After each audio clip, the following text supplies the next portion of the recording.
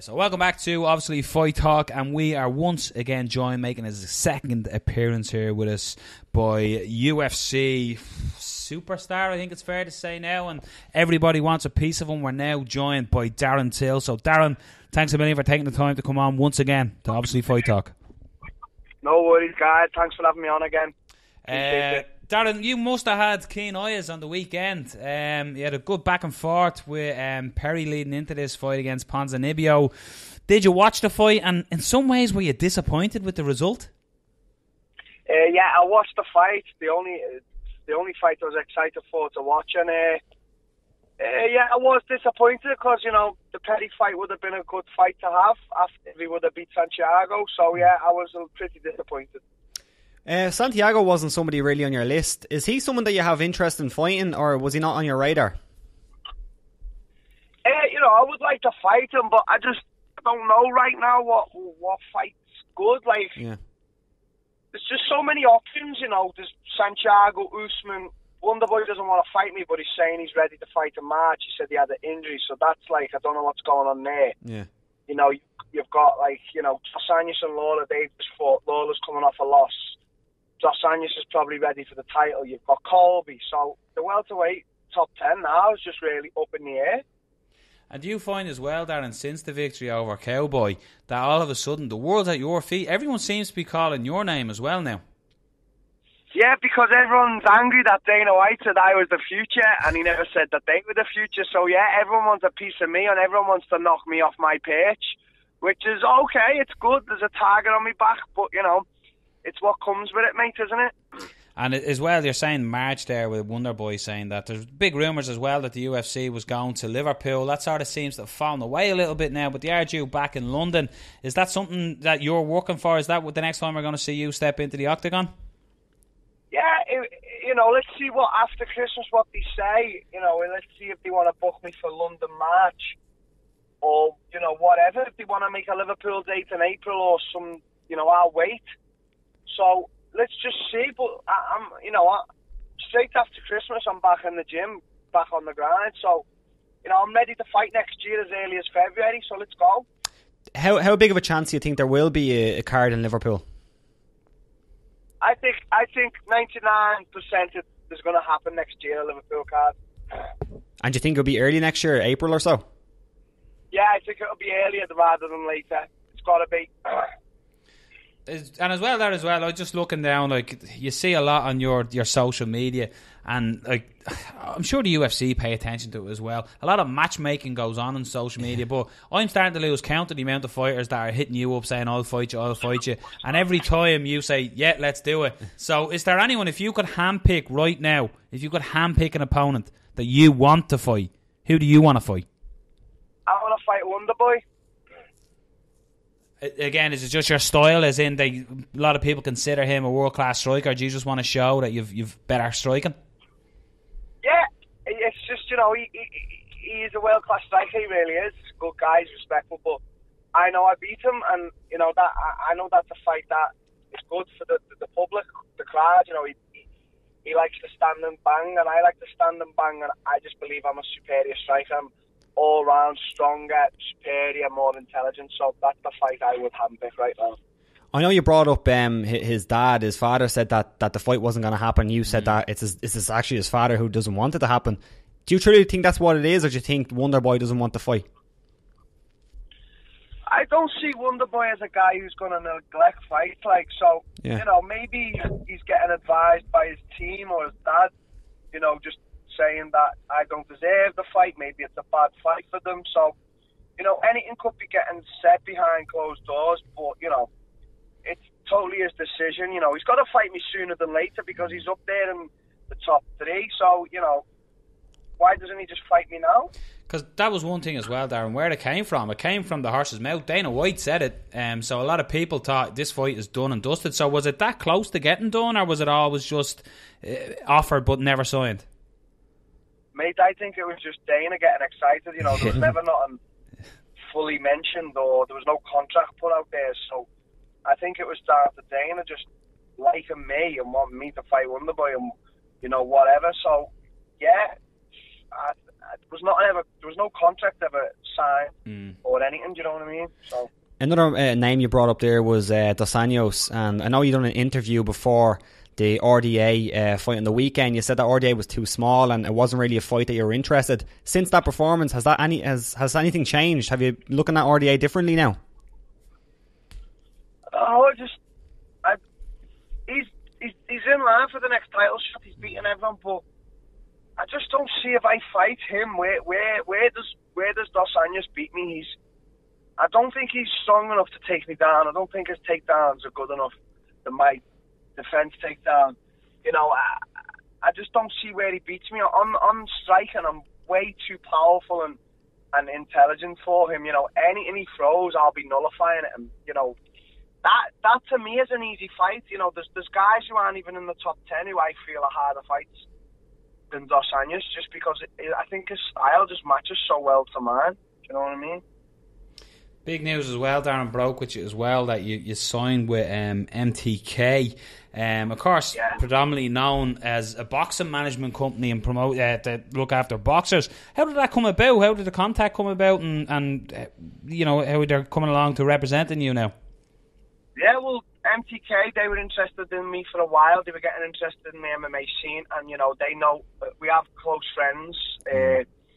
We have the same circle, and you know, they contacted you know, a friend of mine, and you know, it went from there. They said they want to go into MMA, they want to take over the MMA game as I want to take over. So it just seemed like a perfect party to fit in with, and you know, now we're doing business, and you know, make no mistake, we're going to do big things together. It's an exciting relationship we've got going on.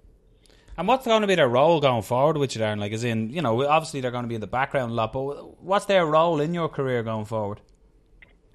Just basically management, advisement, sponsorship, you know, everything they you know, MTK is huge globally, you know, they got so many fighter boxers on the roster, you know, they make a lot of money, you know, they're not looking at me as like, obviously they're going to make money, but as like a cash cow. They're looking at me as the next, they want to create the next big thing, and they want to be part of it in MMA, and you know, let's do it together. Why not? It'd be a fun, exciting relationship together. So I've fully put my trust into MTK. It's funny to say, well, not funny is probably the wrong way of expressing it, but it's crazy to see the difference in opinion and everything that a fight makes. I know we always say fight fans are fickle, but like, when you think about it, when you came on here the last time with us, Brendan Schaub had basically said, like, why Cowboy Cerrone was taking a fight against you, you were unheard of.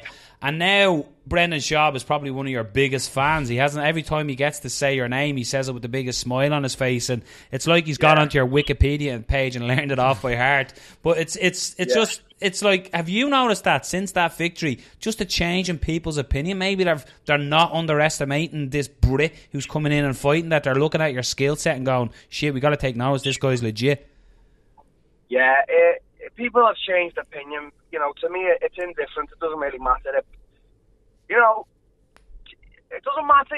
You're always going to have doubters. You're always going to have, you know, people who don't believe in you, people who, you know, want to put you down. But, you know, I just get on with it. And along the way, everyone's, you know, going to be disbelieving. But at the end of it all, they're all going to be saying, you know, he fucking did it, because I just totally believe in my skill set. And I know that I'm going to make it to the top and reign for a long time, and you know, that's just is what it is. I'm sure it doesn't, you know, hinder having the likes of Dana White talking so highly, and like I said, Brendan Schaub even now, because I know the piece we done with you, Brendan Schaub spoke about, and he said that you had an interaction over, I think it was DM on Instagram or something, you were chatting. Did you reach out and were you talking about him, to Brendan Schaub about it? Yeah, we spoke. He sent me like an apology message on Instagram, which was, I thought it was very manly of him, and you know, very, you know, straight up and blah blah. And you know, we spoke, and I replied. I said thank you, this, you know, for your kind words, or what he said to me. And after that, we're all okay. You know, every time he gets a chance to speak about me, as you said, he always speaks very highly. So right now, there's no problem. You know what I mean? And again, 2018, a big year ahead, no doubt, for Darren Till. But there's one thing I've seen as well, that you know, you mentioned a certain Irishman as well in an interview where you said there's another fella I'd love to get in the octagon with, an Irish boy called McGregor who talks a lot. If Conor is ever stupid enough to come back to 170, I'll be waiting and only too happy to shut him up once and for all. Do you see Conor ever going back to 170? And obviously it's the money fight, isn't it? And would you like to be the guy to hammer the nail? I'd love to fight Conor, but I don't know what does Conor want to do? You know, does he want to fight box now? I heard he was meant to be fighting Pacquiao. Does he want to fight it? You know, does he want to retain his belt at lightweight, defend? Does he want to go to feather? You know, you don't really know. Conor's he's the biggest name in sports. You know, so I'm just like at the moment you know, shall we say insignificant. There's way more bigger options and whatever there's staff for him, but along the line, you know, if he wants to come up to welterweight and fight a superior striker as myself, you know, me and him we can dance. Speaking of striking and boxing, is that something that you have interested in? You're obviously signed with MTK, who have a boxing background. Is that something that interests you at all? Not right now. Right now, I just want to be the greatest fighter in MMA, in the whole of MMA. So, no, it doesn't interest me right now. But who knows in 10 years? You know what I mean? But right now, I just want to be the greatest fighter ever in MMA. That's the only goal I have right now. Just before I let you go as well, Darren, I have to ask, because it was something. It was something that sparked me, and it's like you when you were talking. It's confidence. I think I said this the last time you were on. It's just confidence and belief. But when you look at somebody like Colby Covington, the way he's going on and the disrespect that he's shown Brazil, again, he was saying it after RDA won at the weekend. What's your thought process on that and how he's clearly doing it just to play the heel or be the bad guy, but the lack of respect he's shown for Brazilian people and the customs of Brazil, along with ruining Star Wars on half the world if he has done. But what is your opinion the way Colby Covington is taking to social media and how he's playing it that way? I think it's, you know, you're going to get some people who like him, but I think the majority don't like him. You know, I've seen a lot of fighters and even like commentators, you know, they don't like him. It's coming off very phony, very fake and desperate, you know, for the top shot. And, you know, Colby is a good fighter. He's beaten everyone. He's just beat, in my opinion, one of the greatest welterweights of all time, Damian Maia. He's good. So he doesn't really have to do this whole bad boy persona, like smack talk and like he's the big man. We all seen what happened with Verdun. Like, let's put it straight, he shit his pants. You know, if someone threw a fucking boomerang at me, I would fly in their face and fucking knock them straight out. But he didn't do that.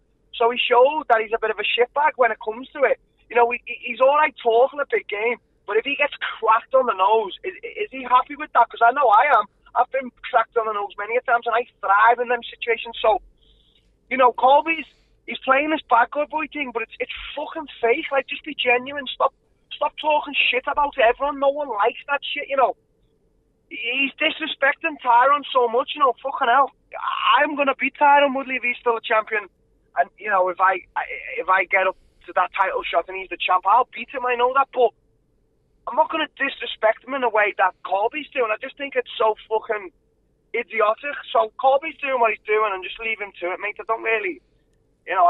doesn't really enter in my mind. To me, he's an idiot. Yeah, I have to say, I agree with that. I think it's stupid the way he's going on.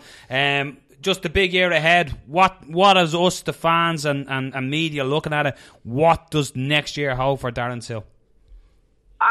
Let's see. As soon as Christmas is over, I have one trip to do. I need to go to Brazil to visit my daughter. Then when I'm back in the gym. I'm grinding, headstrong. I'm taking every ounce of my energy. It's getting put into, you know, being the best in this obsession I have. And next year, I know they're gonna book a big fight straight off the year. I'm gonna win. I'm gonna get close to the title shot, and then when I have my title fight, it's gonna be the biggest in history. You mark my words. I've already got the biggest. Like, you know, look how big my fan base has come now. People speak UFC, and they're saying Darren Till. You know, look how big I've become. You know, I'm probably the hottest welterweight in the world right now. You know, next year for Darren Till. Next year is the year of the Darren Till. You can mark my words. And now I'm with MTK. They're so big and they're going to push me in all the right directions. Next year's my fucking year, let me tell you. Darren, I can't wait to watch you. It's an absolute joy to watch you perform on the stage. And I wish you the best of Christmas. Enjoy your Christmas. Enjoy your visit to Brazil.